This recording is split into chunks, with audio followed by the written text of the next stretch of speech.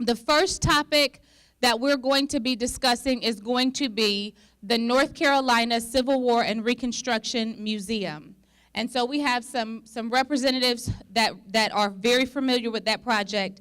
And the purpose of this conversation is informational. We want to be able to express to the citizens of the city of Fayetteville and Cumberland County what this project is and where we are with it. But before we do that, Mayor Colvin has arrived. So I'm going to, for two reasons. First of all, because he's the mayor of this fine city, and second, because he is a graduate of this fine school, we're going to give him a moment to just come and say hello. You got to stand behind, yeah, like right here. Yeah. Well, good evening. And I certainly have to take my hats off to Councilmember Waddell, who not only is my colleague, but she was my successor for representing the fine people of District 3, and give her a round of applause. And all of other colleagues that are present, Councilmember Tyrone Williams and DJ Hare, Districts 2, 3, and 4. This is a great, great effort, and certainly I'm glad to be with you. I apologize for being late. I was on the program at another function to have to give greetings, but I wanted to make sure I got over to my home school and my home neighborhood and represent the Golden Bulls. But this is a great opportunity for an interaction between the citizens that we represent and you all. It's so important that as elected officials, we try to make decisions every day that impact you, but we need to hear from you, and we need to hear what it is that your concerns are. And so this is a great event for that. Hopefully we can exchange information and we can take that back and make the best decision we can. So I'll keep walking around and shaking. Oh, and Councilmember Art, I didn't see him back there, but let's give Councilmember Art a round of applause. But we'd like to thank our city staff who did a fantastic job of putting all this together. And so good to be with you. Thank you. Thank you, sir. Okay, so come on up, Mr. Healy. The floor is yours. Thank you, ma'am. Thank you very much.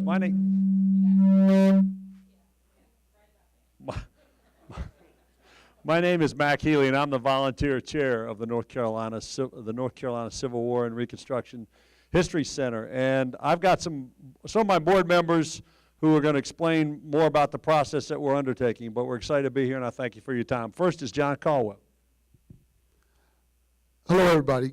How y'all doing tonight? I'm here to speak to you about the North Carolina Civil War and Reconstruction Center. Now, I'm sure a lot of y'all are aware of the National Museum of African American History and Culture, which is located in Washington, D.C.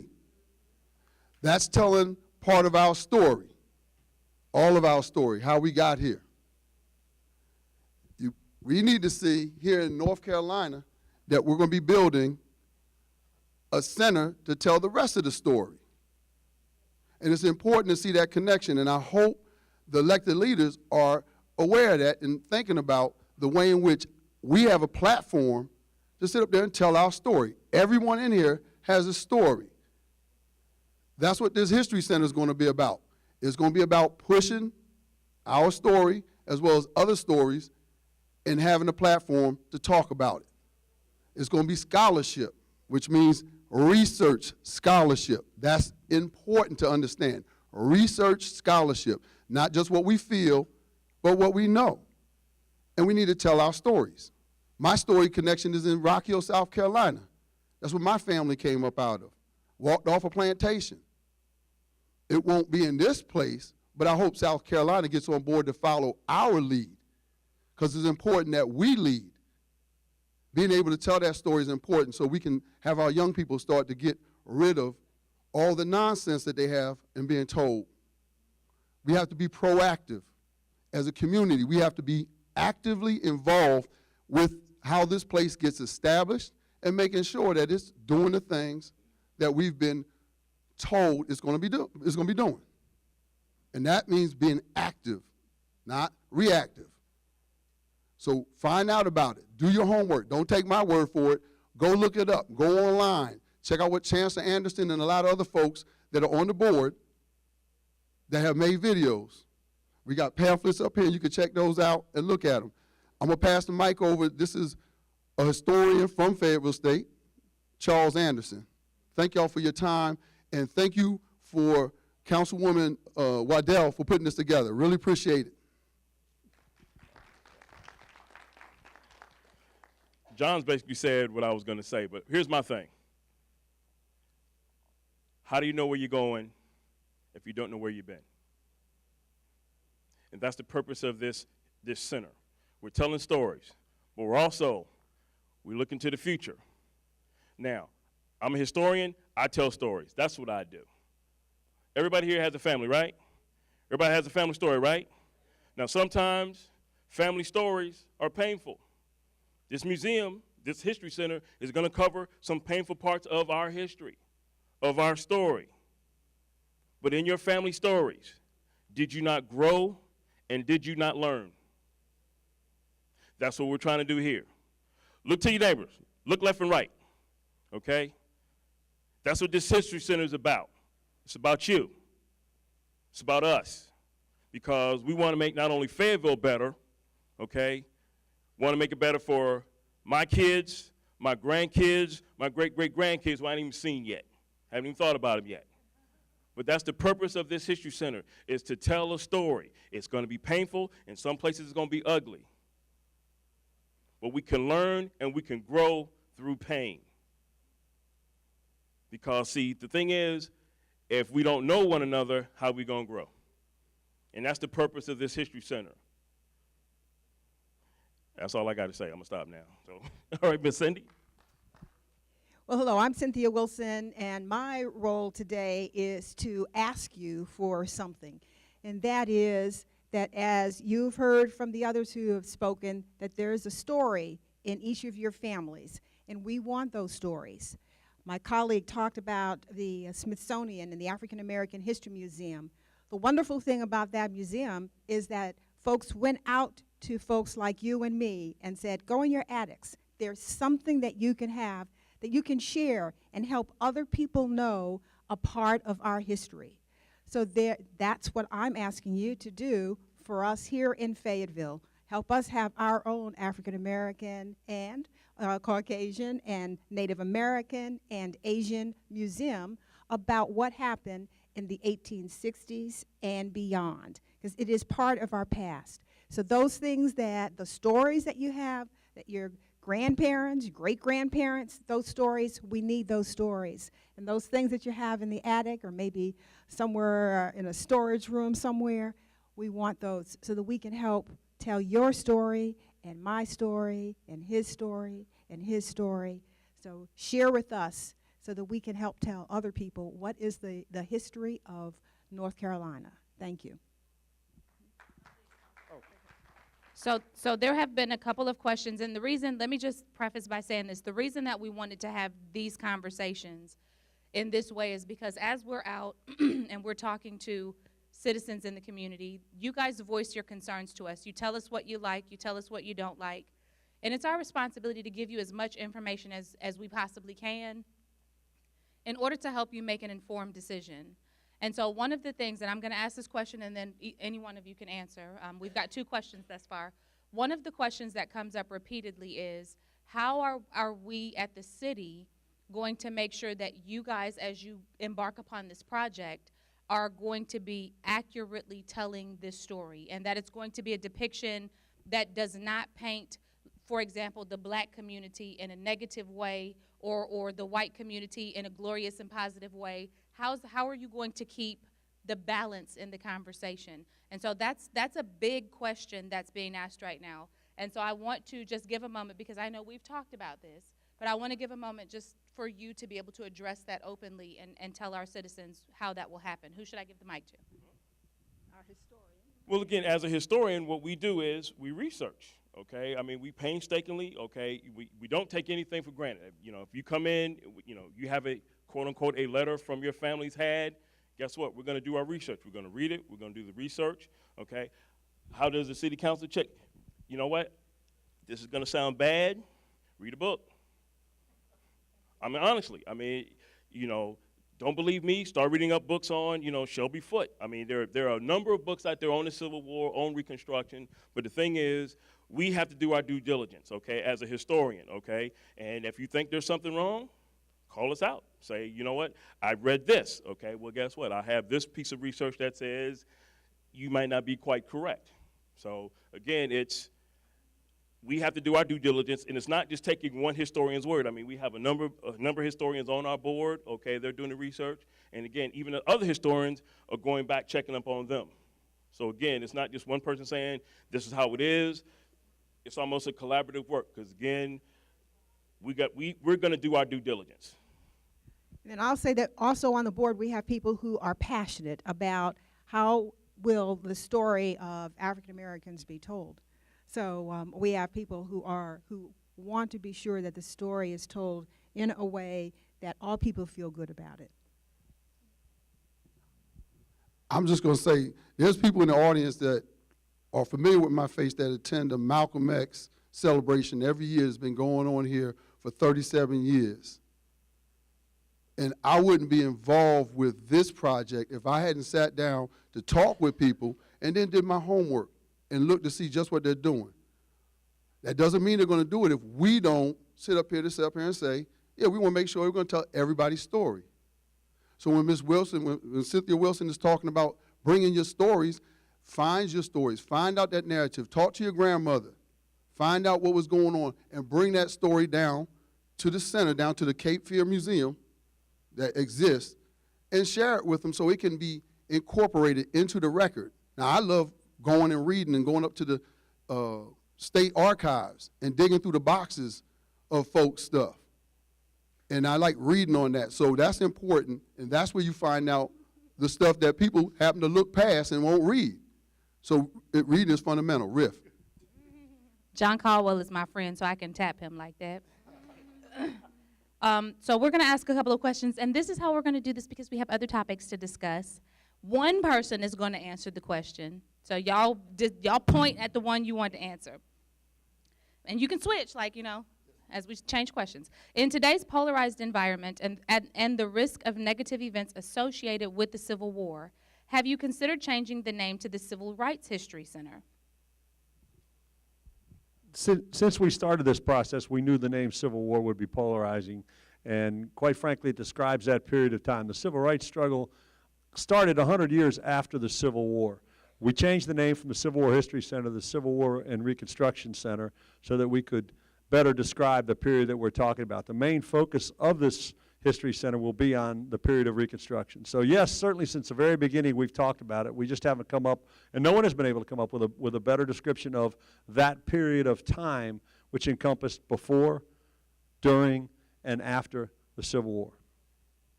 Thank you, Mr. Healy. So how is building this museum helping the community as a whole? We don't need to spend money this way. Why not put the money into schools and allow it to be taught in class? Wait. I'm going to address the last part only because this is a question that we get so often. And even when I look at the Fayetteville Observer and I look at the comments, and I just want to be very clear on this, there are different pockets of money that you can spend from, and the city council's pocket of money is not to be spent in the school system. And it's by design. It's not because we don't love the schools. It's not because we don't love the kids. I've got kids. They need an education. So it's not that. It is because the way that our legislator has set up funding and how funding is handled, different pockets fund different streams. So when you talk city council, we are not involved at all with funding the school system. We may have initiatives come before us where we can, put money to, like, for example, the camera lights. We do the camera light deal and the money goes to the schools. But that's not the case with the Civil War and Reconstruction Museum. So when you ask the question, can the money just go to the schools? Unfortunately, the answer to that is no. Now, in terms of how it can help the community, I'll speak very quickly from an economic standpoint. And I'm going to put him on the spot, and I told him I would. Robert, can you stand up for just a second? That is Robert Van Giens. Rob, don't sit down yet. Robert Van Giens is the guru for Cumberland County who is responsible, and it's all on him, y'all, nobody but him. He is responsible for driving economic development in this city. And so it is his responsibility to go out and vet sites and find businesses and bring that into the city. So when we talk about development and the economy, he's the guy. So he can tell you if what I'm getting ready to say is true or not. This project has an economic endpoint in this, an economic impact in the city. And anything, you can sit down now, I'm sorry, sir. Anything that impacts the city economically positively is a win for the city, because we go back to those pockets of money. We need money to run the business of the city, right? As it stands, that money is collected through property taxes, okay? That is how we fund the work of the city, property taxes. Now, be honest when I ask this question. Don't just raise your hand because you want to be difficult. Raise your hand if you are really excited and want us to increase your property taxes. Okay, that is not the majority. So the majority of us want our property taxes to stay the same or go down, right?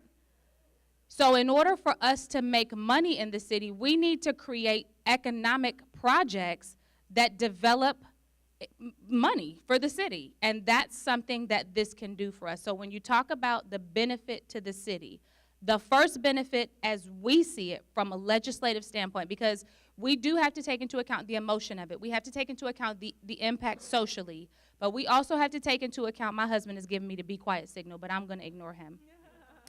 We also have to take into account the impact economically. And so that is a benefit that this can have on the city. Now, would anybody like to speak to the other? One quick point. This will be owned by the state of North Carolina. Unlike a lot of projects that we've done in the past, the day that we open this facility, the state will maintain it forever. So we won't come back to the city and the county again and again and again for money. The state will maintain this process and bring in the estimated 120,000 people a year to our community. So it's very different from a lot of projects. You will not be strapped from a tax standpoint for the rest of your time. No. We got to follow the rules. Okay, can the council create a citizen engagement committee who will have input on matters the city are considering, also be involved in planning city events? Funny you should ask. So the council has exactly that. We've got boards and commissions that we welcome our citizens to be a part of. We recently had, we opened up the application process. It opens twice a year. If you visit the city's website, you will find that information. We ask for your voice. We are championing, say the word, somebody. That word, for you to be a part of this process. And that's why we're here, because we want to make sure that you know that that option is available to you. So the next question is, this is an interesting question. How can we raise money to support the center? Who would like to field that question? Obviously, you could go to our website and make a donation personally. We are out talking to corporations and anything else. So if anybody has any contact with any corporations or foundations or anything else, will give us a lead. We'll certainly go out and do that. What we're doing now is raising money. The state has given us $5 million of what we hope is a $30 million process. Both the city, I have to be clear. The city and the county unanimously voted to support this project. So I know some of them had to leave, along with the state. Please give them a round of applause, because they do believe in Fayetteville. Okay, so last question for our Civil War and Reconstruction Museum gurus. Comment: I want to thank all of you for your dedicated service in providing a venue for educating us on history. How high is this Civil War History Center among other city projects? So thank you for that question, and the answer is currently it is an unfunded project, which means we have not set aside or allocated any funds for this project yet. We are having the conversation. We are still, we're in budget season, and the reality is more money than more projects than money, right? And so we have to make sure that we take care of, this is when we do our budget at home, we do wants and needs, right? This is a want, not yet a need. There's a need for the education and the information, but when you parallel it to infrastructure like stormwater drainage solutions, and you parallel it to, things of that magnitude, those are the things that we're classifying as the top priorities. And we're going into budget right now so that we as a collective can have a conversation about where our money's going to go, the money that our citizens put into our hands to be able to delegate. And again, that's why we're here, so that we can hear from you and hear from you what you think about this project and how you feel we should move forward. Does that make sense? Okay. I want to thank you guys. You just want this mic back. Just one thing. Just to answer that question about the education part, there's going to be a connection to the schools, 4th grade in the elementary schools. In the middle schools, it's going to be 8th grade.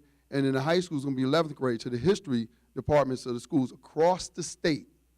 That's across the state, not just in Fayetteville, but across the state. And if you don't if you don't see the vision of the folks that actually said, hey, let's have this here, Raleigh's waiting for us to just say no, because it's going to be built up in Raleigh. So all I'm suggesting is that if we sit up here and get in front of this, we'll be able to help shape that story if we're involved with it. Thank you, sir. Thank you. Thank you.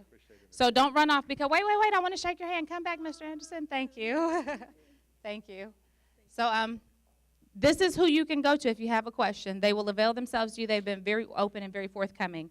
Next topic on the agenda is going to be the baseball stadium. Where's my baseball people?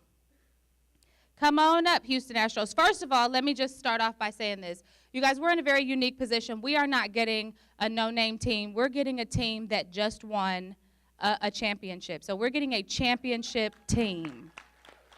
Why? Because we are winners, right? So I want to take a few moments and just kind of give you guys the mic. Go ahead and introduce yourself and then talk about the project a little. Hello, everyone. I'm David Lane. I'm the general manager for the local Fayetteville baseball team. Hello, everyone. My name is Mark Zarther. I'm the team president of the Fayetteville Baseball Club. Good evening. My name is Jordan Jones. We are the private developers working with the Houston Astros in the city of Fayetteville. My team and I will be investing about $65 million alongside the baseball stadium. Can you speak for a bit? Yeah, so just a little bit more about myself. I moved to Fayetteville 2 weeks ago. The Houston Astros hired me 3 weeks ago, so I'm brand new, and thank you guys. I want to thank everyone for being so welcoming to the city. I moved downtown. Our office is downtown, so you'll see me walking up and down Hay Street fairly often. And beyond the great welcome, one thing I want to say is that the city of Fayetteville is a city that stands out amongst others because I haven't met a community that's so proud of its city. I've lived all over the United States, and I haven't seen a community that's similar to this. And one other thing I wanted to add is that the city council has been tremendous in helping us throughout this project, and Mr. Arp in particular. Remember, if you have questions, you just grab one of the comment cards and we'll take the question. You don't want to say anything? Mark said it all. This is Councilman Jim. I don't need it. This is Councilman Jim Arp, and he is actually the chair of the baseball committee. Oh, I do need it. This is Councilman Jim Arp, and he's the chair of the baseball committee, and he's very familiar with this project. He understands the impact, the economic, the social, the whole impact. So I'm going to let him handle this because he knows more than I do. There you go. Thank you. I don't know that I know more than Tisha, but I've had an opportunity over the years. My son played travel baseball, and we've played in every baseball stadium in North Carolina, South Carolina, and Virginia, General Anderson. And so I've got to see them firsthand, and I've got to see the new ones that got developed. And as we began to look at this, I really wasn't in favor of it. And I'm a huge baseball fan, but I didn't want to build a baseball stadium. But as I started looking at other communities and saw the potential, and then when we started talking to the private investors, there was a unique opportunity for Fayetteville. Most cities, when they build a venue like this, they build it and they hope they're going to attract private investment. We've got a completely different model. We're going to build the stadium, and we've got $65 million already committed of private investment coming into our city, and that's huge. I ask people all the time, can you, and I'm a Fayetteville native, I grew up here, but I say, when was the last time you could remember $65 million of new investment coming into our city? And I think in relative dollar terms, years ago, that might have been the Goodyear tire plant, Kelly Springfield. That might have been the closest opportunity. So this is really big. Robert Van Gien has been sharing information with us. It's really doing a couple things for us. One, now banks and financial institutions are looking at our downtown and looking at our city for businesses and small businesses and DBEs and minority businesses, an opportunity for them to borrow money. That's been tough in the past. but it's also become a very valuable tool for us to recruit new industry and businesses to come to our city. And Mr. Goins told me, as he's gone to these different shows, in the past, people, they weren't so interested in our city. But now they're seeking him out. And we are the buzz of not only North Carolina, but the Southeast. People know about what's going on here, and they're excited, and they're looking for great opportunities in Fayetteville. So the first question is, what investment options are available for stock or private ownership? Thank you, Jordan. Again, my name is Jordan Jones. I guess quickly, as a quick overview, I'm going to walk over here to the rendering and kind of talk about the $65 million we are bringing to the community. I wish this was a little bit bigger, but one of the first projects we've already started, is the historic renovation of the Prince Charles Hotel. We'll be spending about $17 million to restore this building. We will have about 13,000 square feet of retail on the ground floor. For that retail opportunities, we're looking to bring in some great local entrepreneurs to start up some new businesses and create local jobs. We'd love to see a new restaurant, one or two, into this space as well. So again, that is right there on Hay Street. In addition to the Prince Charles Hotel, we are also building, in partnership with the city, a parking garage. We need a parking garage to park all the private development. But more importantly, to the parking garage, on top of the parking garage, we're building 2 additional towers. So we have a 5-story parking garage. On top of that, we're building a brand new 5-story hotel. That'll be about 120 rooms, a really nice new hotel we'll be bringing here to Fayetteville. Again, hospitalities and hotels are great at creating good jobs, a great pathway for opportunities. So we're very excited about delivering a new hotel. The third component and the additional project we'll be doing is also on top of the parking garage. We're building an office building. It'll be about an 84,000 square foot, probably the most premium office space here in all of Fayetteville and probably in the region here in southeastern North Carolina. So again, that office building, we will be looking to partner with Robert Van Gien, the city and the county, to again use this as an opportunity to bring new employers, to bring new entrepreneurs to this community, to help create jobs, help drive economic development. In terms of investment opportunities in this project, due to the large size of these projects, again, we'll be investing about $65 million. Some of the key investment opportunities we are presenting to the community, if you'd like to invest alongside of us, is we're looking for some entrepreneurs looking to start a business or move their business to downtown, whether to our site or throughout downtown. Again, our goal here is not just to focus on what we're doing. My motto is, a rising tide lifts all boats. So anything we can do to help support additional redevelopment opportunities, economic development opportunities here in this community, we are completely open to that. There's some great entrepreneurs looking to invest in downtown and looking to find a location opportunity. Please come seek me out. Thank you, Jordan. And Jordan, just for reference, this will become the tallest building in Fayetteville, is that correct? That is correct. So it'll be taller than the Sistell building. And so it's going to change the skyline of Fayetteville. The next question, Mark, you want to answer that? So the question is, how will you involve the local talents in your entertainment needs? I'm going to answer this question in 2 parts. The first part will be with regards to baseball activities.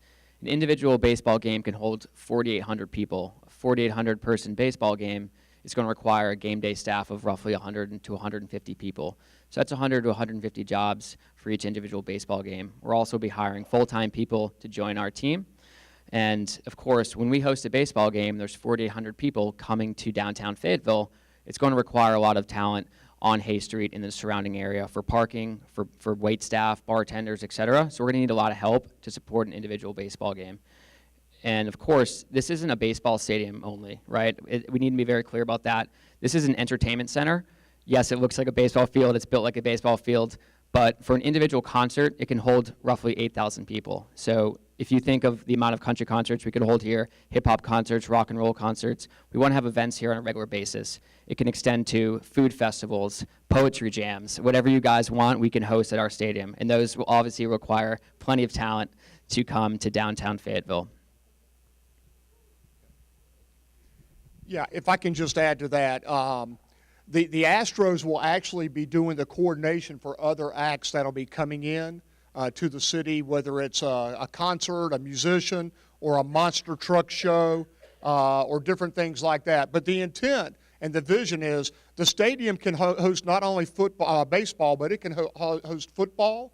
It can host soccer.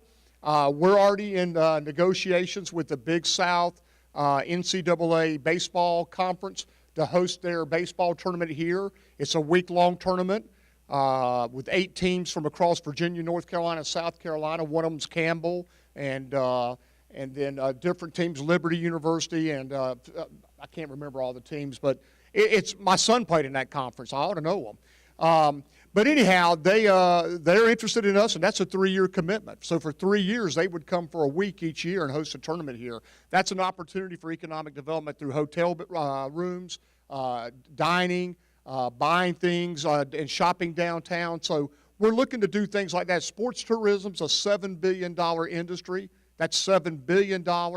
And so we're looking at hosting high school tournaments for teams that come down, and soccer tournaments, along with all the other different types of entertainment venues. So the intent is the stadium will be used year-round, and for you as a Parks and Recs facility, it'll be open every day. If you want to go walk around the stadium to exercise, you can walk around the concourse any day of the week. It'll be open. The only time it won't be accessible is when they're preparing for the game.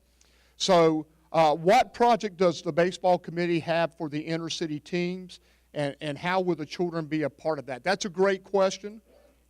And I'm going to just hand it back to Mark and let him talk to you about the Houston Astros Foundation. Sure. So the Houston Astros Foundation is a foundation that's built in Houston, and it's funded primarily by sponsors of the Houston Astros. The sponsors contribute a lot of money to both our team and to this foundation. The goal of the foundation in Houston is to provide support for the local Houston community. We want to bring the same concept to Fayetteville. And so this foundation will provide support for the local community. Our hope is that our sponsors will contribute a lot of money to our foundation, and that money will go back to the city primarily towards youth sports. We all know how expensive it is to buy a baseball bat, to buy cleats. This money, can be supported by our sponsors, and that is our mission, that's our goal, and that's our way of giving back to the Fayetteville community.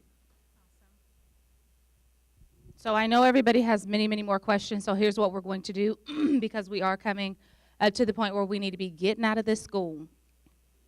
I'm going to ask that the representatives of the Civil War and Reconstruction Museum stand over by their sign and their replica, and I'm going to ask that the ballpark stand over by the picture.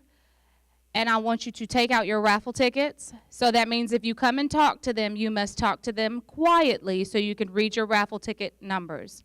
They are available. You can come on down and have your conversations, but pull your raffle tickets out because we're getting ready to give away some prizes.